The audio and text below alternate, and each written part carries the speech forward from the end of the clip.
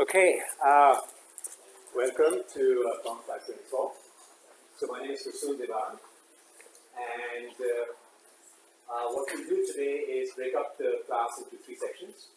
I'll first generally give you a general overview of the course, how the grades are going to be, not technical, just at least what the assignment weightage is and what the resources are. The second part, I'd like to make a little interactive. We have 70 students enrolled, and normally when I have a smaller number of students, we go through and every student introduces, gives their name, explains what they expect from the course, and maybe it's one extracurricular activity. We might not have time to do that, and this being a big class, we might not be able to remember names. So think about at least the second question, which will help me understand where you want to go. Don't know if I can adapt or not, which is what would you like from the class? Okay, so just try to think of a short description.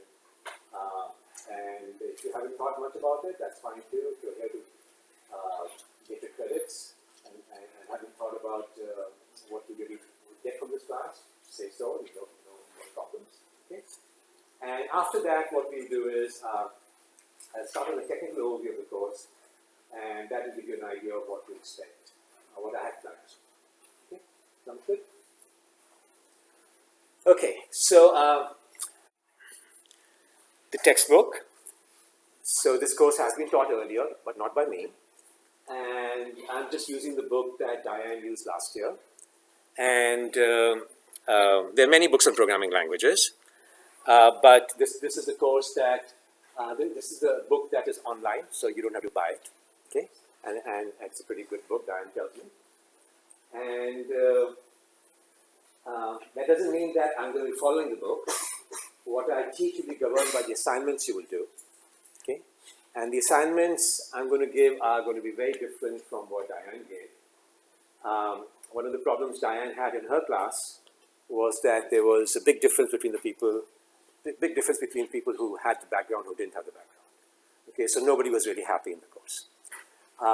What she did to remedy this problem, is to add a requirement.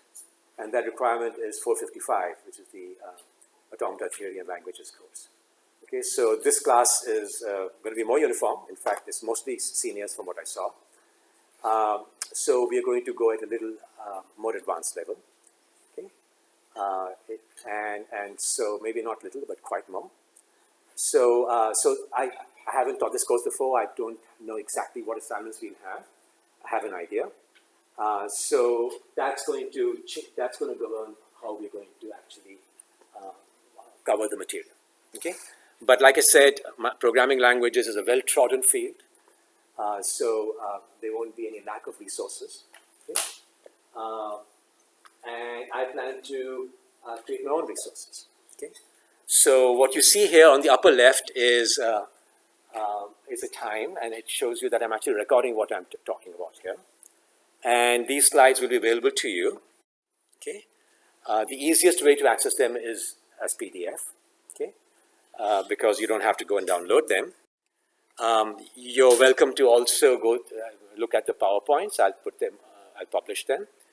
And the advantage for PowerPoint is that you can put them. So here you see a little mark there. For those of you who haven't had me before, some of you have had me in 401 and 533, so you know what I'm talking about. But you see here that there's an icon here that tells you that there's a recording there. Okay, so what does that really mean? It means that when you go through a PowerPoint presentation, it'll automatically advance and automatically give you my audio and animation synchronized with the slides. Okay, so you can essentially, you like that? So you can essentially pay attention in class without having to take notes. Okay, but we'll see that I will put some requirements on you there too. Okay, and you might want to fast forward through something I said, and you can't do it in this mode. Okay, so maybe you're not going to be so happy now. But what you can also do is escape out of PowerPoint into unsynchronized mode. So if you escape out and you click on that icon, you see a control panel, which you can use to actually advance forward and backwards. Okay, so that's another alternative. So this is what I'm talking about, and that's what you get if you just click on that icon that I showed you earlier. And also, PowerPoint has a way to convert this into YouTube video. Okay, so most people just go to the YouTube videos because you don't have to download PowerPoint, and you can just go there directly. And with YouTube, of course, you have, you can play 2x. Okay, but the disadvantage is that you can't go and say, let me go to slide number 10, slide number 20, because it's a video, it's not structured. Okay? And so PowerPoint allows you slide-based viewing. So I hope to make this class interactive. So there's going to be pauses when people are thinking of answers. My audio, it'll probably catch pretty well, but your audio, it probably won't. So you may not hear the student's answer, but hopefully from the context, you'll get an idea of what was answered. And, audio is not the fastest way to get information, especially when you're studying for the exam. Okay, so I'm just telling you that the videos are there, but you still want to take some notes just because those are going to be faster to browse through before the exam. Okay? So this is not like videos that are prepared for inverted classes where they give a 15-minute lecture with no questions and it's a very compact thing. This is really a live recording. Okay, okay, so that's what you'll get from my lectures. Questions so far? Also, the lectures will contain code. Okay, this is about programming. And I'm going to put all the code on GitHub, and the code I've prepared so far is already on GitHub. So you can just go and fetch that repository into Eclipse, and you'll have the up-to-date and keep updating it. Okay. So I don't have any assignments right now, but when I do have assignments, they will be on as Google Docs that are commentable. So you can actually ask questions through comments, and you can even correct typos and other problems in the assignment. So that's another resource available. So the idea is not just that you get information from online resources and me, you get information from each other. And there are many ways to get information from each other, and one of them is through commenting on Google Docs. So this is something I started doing the last one year, and it's worked pretty well with students. Okay. And of course, there's Piazza. And I really would like if you guys don't use email. Okay? Piazza allows public posts and private posts. Okay? Use private posts only for information that is of interest only to you. Yes, that's specific to you, like a medical problem or a grade problem. If you have a technical question of assignment, don't feel shy about making a fool of yourself. Okay? Firstly, you can always post anonymously. Okay, but if you are articulate enough to ask a question, there's probably 10 people who have the same question but who are not as articulate. Okay, so that's something you don't realize. You always think everybody else is smarter than you, or at least some people do. So don't worry about that. And the reason I ask you to do that is because we want efficiency. We are computer scientists. And I'd rather answer the question once rather than answer 10 times as private responses. Okay? So if there is a question that could be of interest to somebody else that doesn't divulge private information, make it a public post. If you make it a private post, I might send you back a response, or I might not even respond. Okay. So just if you don't hear a response from me, just see whether you made it a private post and make it public. Okay. And again, with email, I might or might not respond. But if you don't get a response from me through email, send me a Piazza private message. Okay. So this way, I know where all the class messages are, and I can distinguish them from other email. We are all deluged with email, so it's very easy to miss it. Okay, questions so far?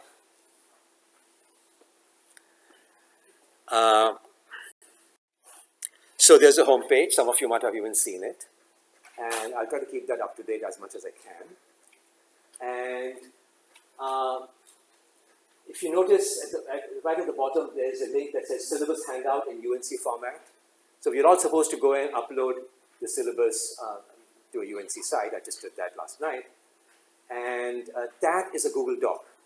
So that repeats some of the information forgot to bring my power supply and always worried that projecting will drain off my battery. Okay, so let me just take a second to put this power supply, put this in. Okay, so that also has information and the Google Doc. And I'm going to repeat some of the things in the Google Doc right now, but that is the comprehensive course overview source. Okay, and so it has lots of information, and it tells you who the TAs are. And you just saw one of the TAs just now, and you saw another TA who make sure that some of you at least came forward. So let me just have you guys introduce yourselves. Hi, I'm Jacob Vosberg. I'm a master's student currently, following my last semester. Andrew Rickus, I'm a master's in training PhD program. Been ready for a while. Okay, and Andrew, have you done 524? Yeah. Okay, you both have done 524. So they both have done 524. Now, splitting the TAship into two TAs is not the most efficient thing to do. They both, if they attend classes, spend 2 to 3 hours just coming here. And so we're trying to figure out a good division of labor. Maybe they don't even have to come to class, okay? In which case, and that's my current plan, or we might sort of figure out another division of labor. We might swap TAs and so forth. But for now, this is the plan. So all theoretical questions about the material, just ask me, okay? Because they may or may not come to class. And preferably, you know, this course, I think we'll have enough time. So preferably just ask me in class, okay? So maybe at the start of the class, we'd devote some time to all the specific questions you have. But certainly Piazza is another way to do it, okay?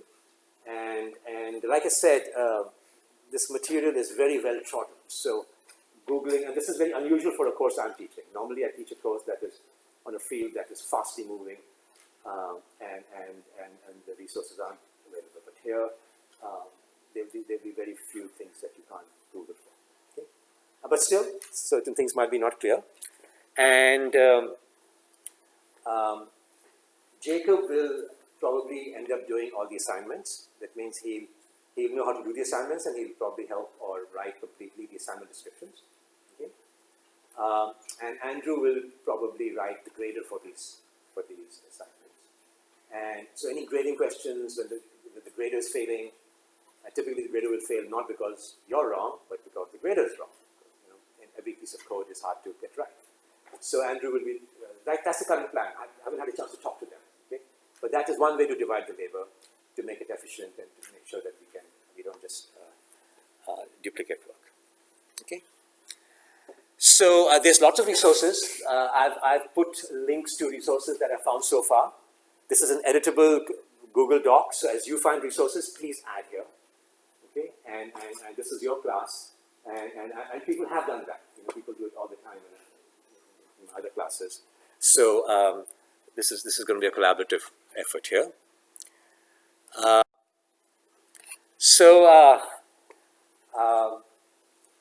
Just recently, especially the last time, I had a few students call me Divan. And maybe it's just the way I grew up, but I just wince every time I hear that term from a student, especially from anybody.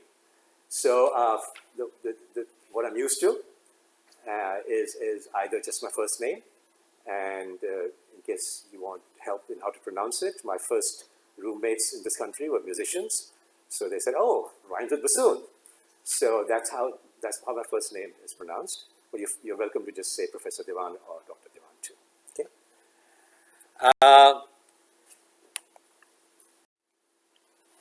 So grading. I'm a big believer in exams. If you do well in exams, you know the material. Okay. So there's going to be 60% on exams. I also believe that you can know the material and not do well in exams. Okay, just by having a bad day.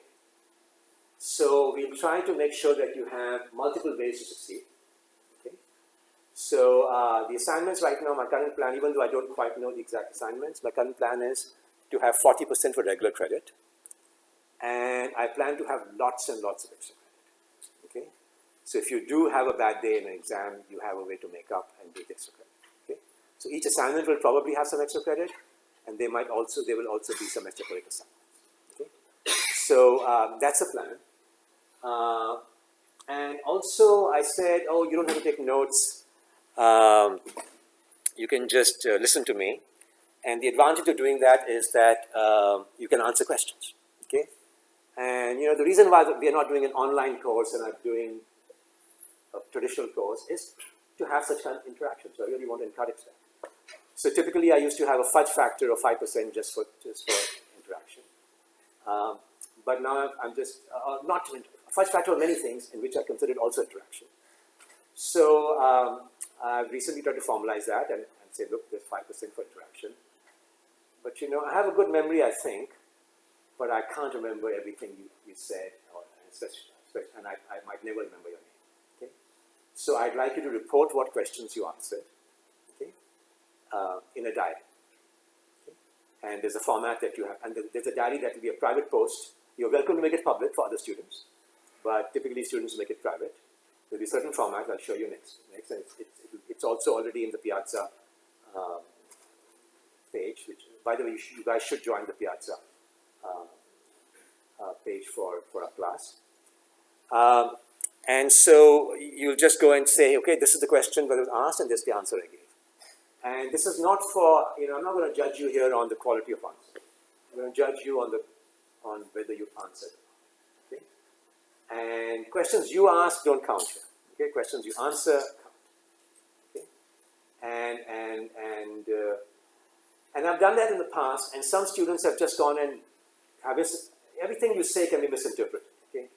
And one of the ways people have misinterpreted that is by just noting down every question and answer that in the class. Not just your answers, but everyone's. And when I see that, it breaks my heart. It broke my heart the first time because they did all this work, but that's not what I asked for. So now I've also added this other component that if you want to just make a note of all the questions and answers in the class, you put that in the diary and you get 5% for that too. Okay? The 5%, when will you get 5%? Well, if you have a certain number of questions, with the highest number of questions, so it all depends on how many questions you put there. Okay? If you put more, then other people get fewer points. Okay? But if you all conspire to go and put none, I'll catch that. Okay? So there will be an absolute threshold and a relative. And that's good. That's free 10 points. I mean, free 5% for sure. Okay? And if you answer questions, that's still, a lot of people are shy about doing that, but that's still, a good amount. Okay? This can be a pain. I mean, noting down things can be a pain. So I'm not saying you have to do it. I'm just giving you multiple avenues to get points. You want to go and code instead and do extra assignments? Fine. Okay, you want to study really well for the exam and do well there? Fine. Okay, so these are all ways to succeed. And the reason why I like this idea of having all the questions and answers there is that that's a way of making sure that you have logical attendance.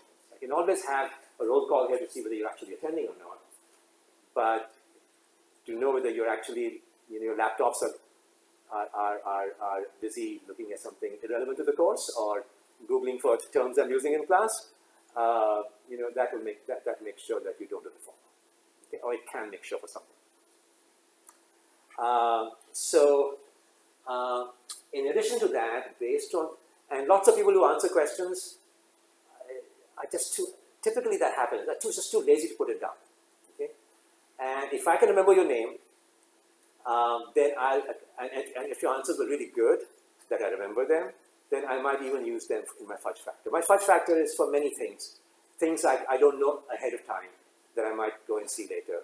So I don't just go and say, here's the cutoffs. In fact, there is no fixed mapping between the overall percentage and final grade. So people say, oh, I'm getting a C. I just got 60% in your exam. No, 60% may be pretty high, depending on how others did.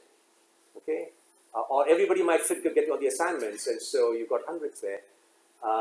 And so it's a combination of relative and absolute grading.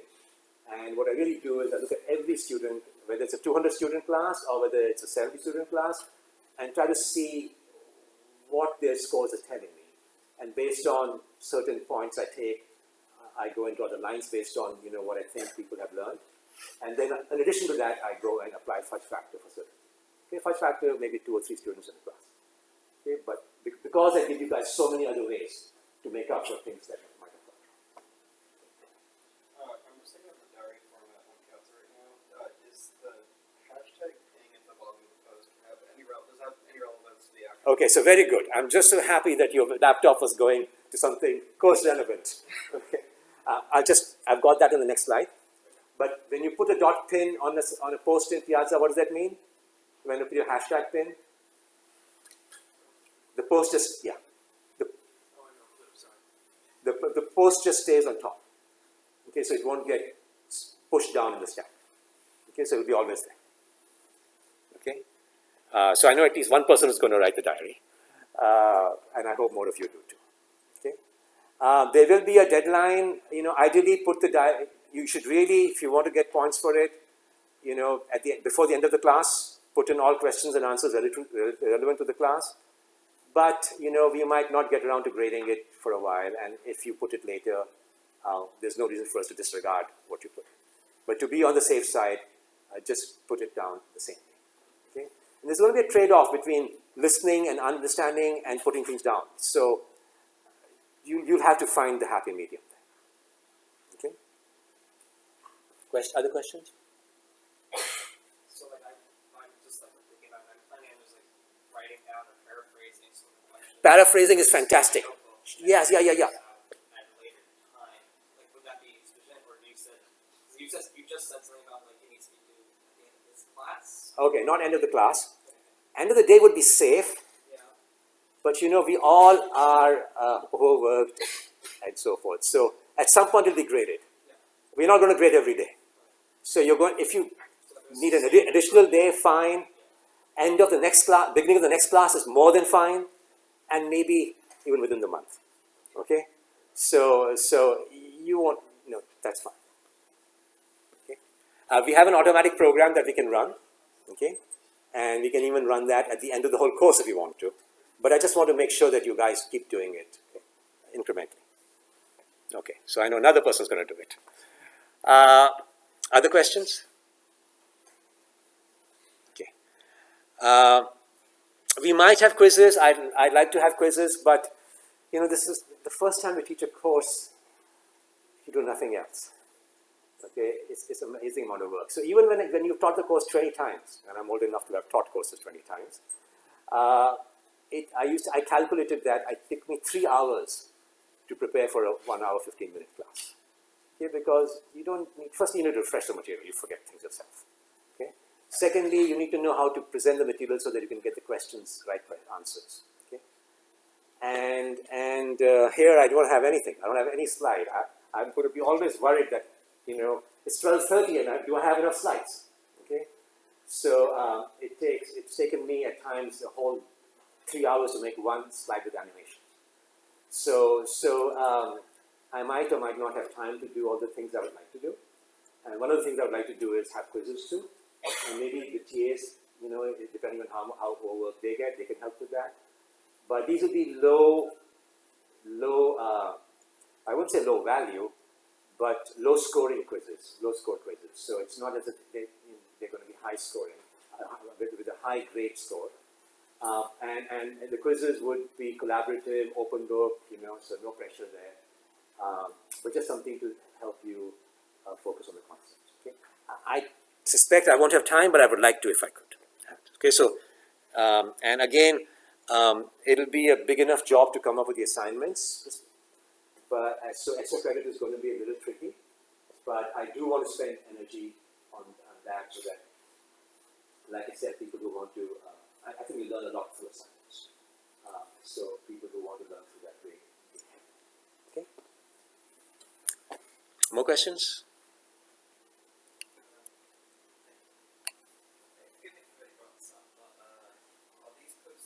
Okay, little louder. See, this is the reason I want you guys to be forward. Little louder, okay?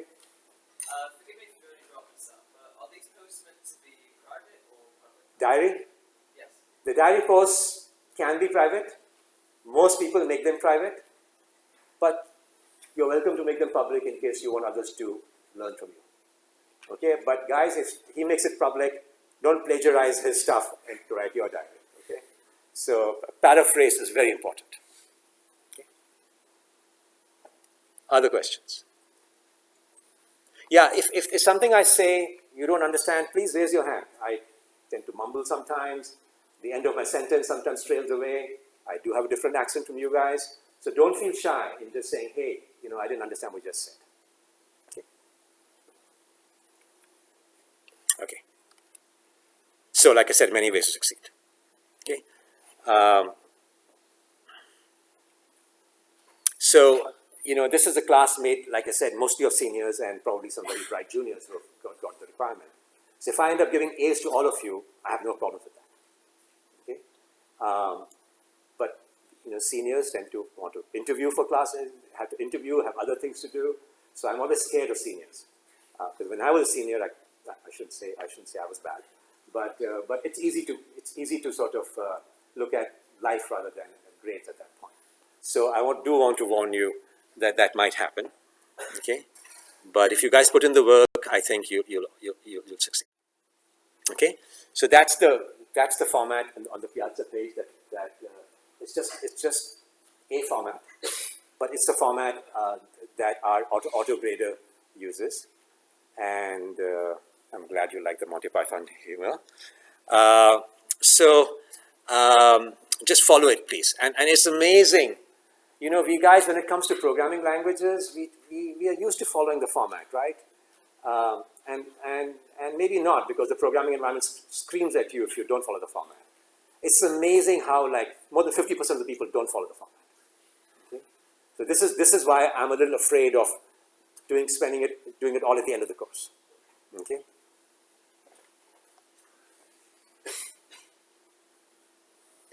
Okay? And just remember the difference between my answer and class answer. Okay? So my answer is what you answered, and class answer is what the class gave. Okay? Or the correct answer. Yeah. So why have diaries? Yeah. Question about before. I don't want to go back because I lose the recording. But go ahead. There's a question about before. You said that if you ask a question, it's about trying to answer it. Let's say I tried to answer it, but I answered it wrong. Nope. And Yeah. someone else answered it. Do you want me to record the wrong one in my QA and the correct one in the class one? No, I think the format tells you that you say, this is my answer, this is the correct answer. Okay. Okay. But if you omit that, I'll look at it and the TAs will look at it a little bit, but AutoGrader can't tell the difference. Will allow you to will not go and see whether your answer and the correct answer were different. Okay. So this is more for yourself than for getting the points. And again, I want to encourage you to just try. Okay. There is no such thing as a stupid answer. It is a stupid answer or a stupid question if you are looking at Facebook and you're not paying attention and then you ask a question. Okay. And that happened to me the last time I taught a course. Okay. So then it's a stupid answer. But otherwise, if you're trying and thinking, there's no such thing as a stupid question. Okay. Okay. So why? At least a few of you have got interested in diaries, and you get points. And one reason to have diaries is that I get some feedback. I get to see what you guys are thinking. Okay. What other reasons can you think of besides grade for having diaries? Sorry. Studying the notes. That's going to be more efficient than, like I said, the videos. It's easy to remember stuff when you're writing it down. When you paraphrase something, it sinks in, at least for a while. It's amazing how good we are at purging stuff out of our brains, especially after a final. Okay, but yeah, for a while at least you'll remember exactly. Other reasons, yeah. It gives you a list of possible questions that are relevant to what we're learning. So you get to figure out what's relevant to your learning, yeah. And I'm encouraging class participation. And so why have class participation? Besides making the class more interesting. If you stay engaged, you're probably going to learn a lot better. Stay engaged. You can know what your classmates are thinking. You get to know your classmates a little bit. That's what you said? Yeah, absolutely. That's why we're not in an online course, right? We want to know each other. Right? If I participate you stay more engaged, you'll more, okay? So we are all a lot of us are computer science majors, but we've got interest in computer science. So we qualify as nerds, right? And what are nerds known for? Not being articulate. And the way to succeed in life is, of course, to do the work. But you have an instructor like me who's going to give you finals and everything and say, oh, this is a gem, and this person is not a gem. That's great, but in life, people are going to judge you on more superficial things. So here's my comprehensive list. No, it's not comprehensive. I think I don't have all the things that you guys said. So learn to speak in public. Okay. So I might go and ask you some questions that are really easy to answer. And you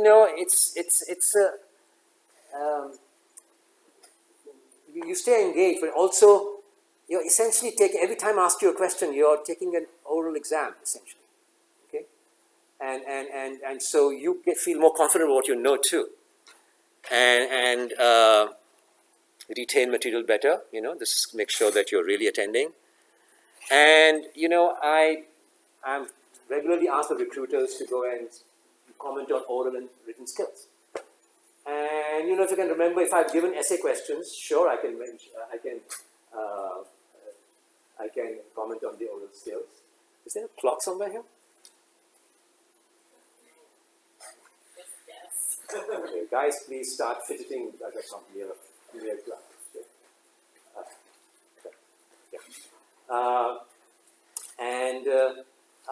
Also the NSF, he's TAing for another course which is also meeting at the same time. So this is a wonderful situation, right? So he has to now go and he needs 2 copies of himself. NSF survey regularly asks you about, what have you done in your class to develop oral and written. Okay? So this is the best I've come up with to do that. Okay? I don't think it increases class participation. People who are going to participate still participate, but at least it gives you some reward for doing so. Okay. So as I hinted, I said Andrew has been working with me since he was a freshman. Okay? He took my 401 class as a freshman. And he helped build a grader that is being used in various classes. So hopefully we'll have an act together and we'll actually have automatic grading. And you guys like the idea of automatic grading? No? When done right. When is it not done right? When the program has bugs, or when the program has bugs? But you don't lose points ultimately, right? Some classes. No, there's TAs here. I mean, you can fight. So yeah. I had a class that auto-graded essays, and the system was really awful, so you just had to put in a few keywords, and then you got credit on the essay. So auto-grading, so your auto-grading of your diaries is going to be pretty much like that. I will look at them, okay? But again, that's really meant for yourself. What we have is a semi-automatic grader. So this is what TAs will use, and you see something that's colored orange there or reddish, that says somebody lost points there. We expect most people to not lose points. Okay, assignments people get done correctly. So this is the part where the TA has to really go in and verify whether the autograder did the right job or not. So it's not just blindly go and submit to Gradescope and out comes the grade. No, you submit to Sakai, and we download that Sakai code, and the TAs will then look through that, and whenever there's a problem, they will first try to find the problem themselves, and then you can tell them later. Okay? And the nice thing about just submitting to Gradescope is that you get a score back, and you can go and see how you're doing. So if all goes well, from your local environment, you will run the grader yourself, okay, and see what the autograder is telling you, okay, and that is a part that students really like, okay. And again, if it's saying that you're wrong, it's probably the grader that's wrong and not you, okay. You guys have studied 455. What's the problem related? What's the intractable problem that you studied that's relevant to grading? You get your paper back. Yeah, who said that? Halting problem. You can't write a program to tell whether another program halts, leave alone whether it meets the requirements. Okay, so it's a tough problem, and we just make a pretty good guess through some test cases. Okay, the screenshots you're seeing are from my distributed systems course. It's not relevant to programming languages. That's because I didn't have a grader for that. Okay, but Robert is smiling because he's used this particular test. So it'll help you debug your programs and evaluate your progress, and you'll debug our tests. Late penalty. So ordinarily, why should I care when you submit some things, especially if I'm getting it auto-graded completely, as long as you do it, right? Why should I care about attendance too? And the reason we care about both of these things is because if you don't attend class, you tend to never find time to study that material, so you basically don't study the material. And if you don't do it within time, you probably won't do it at all. Okay? So the first time I taught seniors, I said, hey, anytime submitted, you just small penalty. And literally there was one student, very bright, who did all the assignments like 2 days before the final. And he even did the extra credit. And he's probably been your TA too. So, but a lot of students did not manage. So we're going to be a little harsh. And also, if you're going to have semi-automatic grading, I can't have the TAs who've got their own exams in the last 2 days to study for to go and grade all your assignments. Okay? So we'll make it strict here. You're penalized 10% up to 1 week late and 25% 2 weeks late, and then 0. Okay? And that's going to be an issue because the assignments I'm going to give you are going to build on each other. Okay? So don't get behind. Don't say, oh, I'm just going to take a 0 on assignment 1 and make it up in assignment 2. You're just going to get perpetually behind. Okay? So be careful about that. The assignments are going to be important and you should do them in time. Okay, questions so far?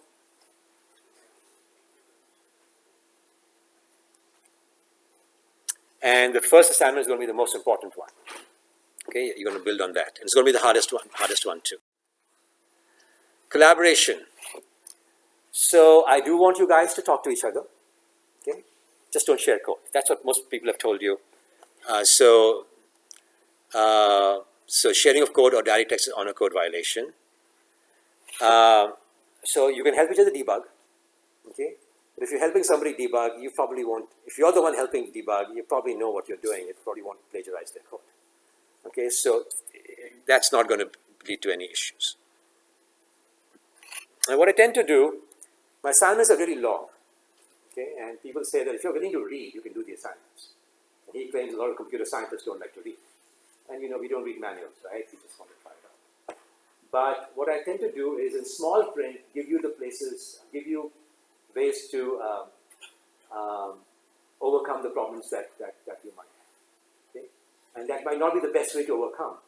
But I do it in small print, and I basically am telling you, look at that only if you can't figure it out yourself. Now, a lot of people just look at it anyway.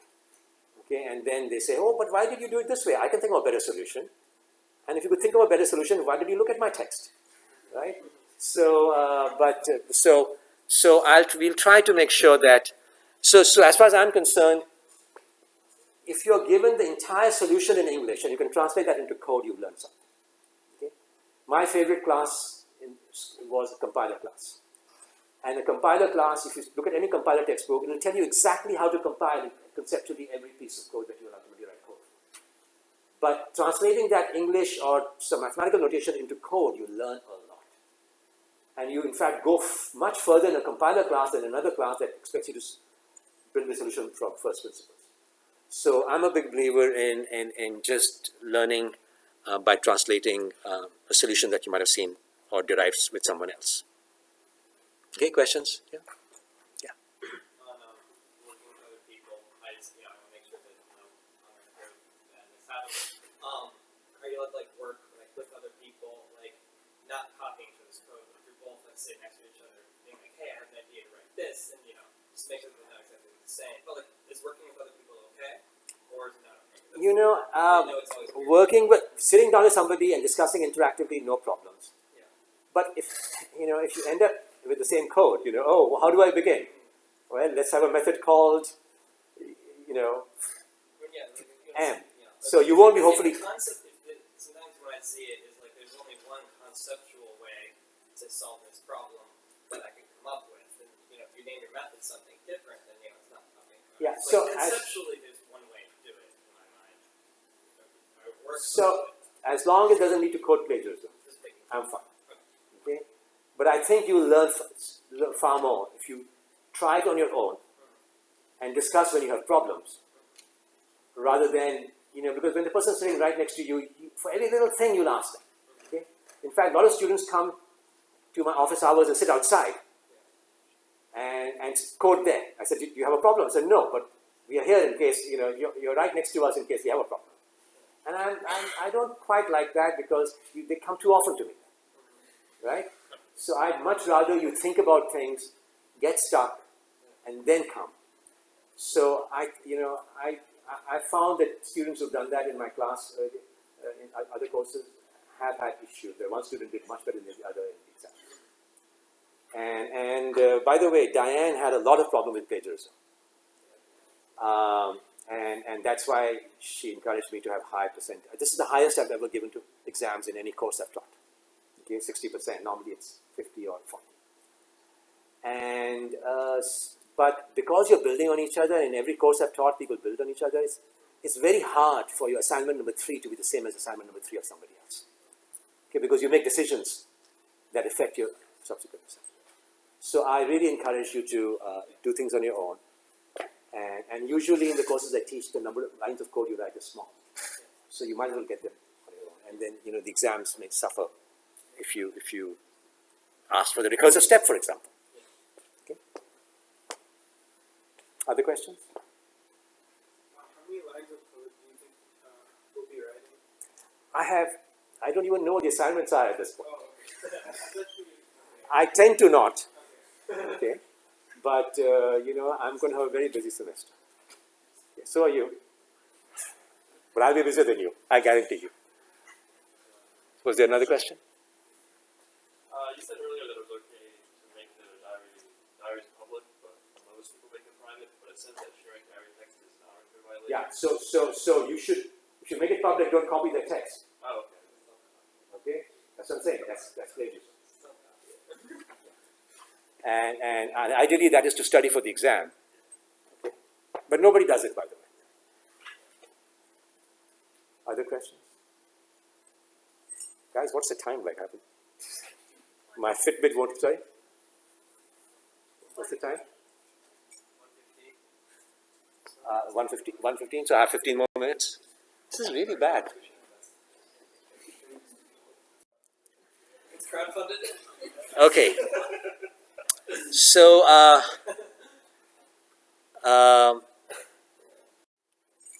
so let's use the next 15 minutes to make this interactive.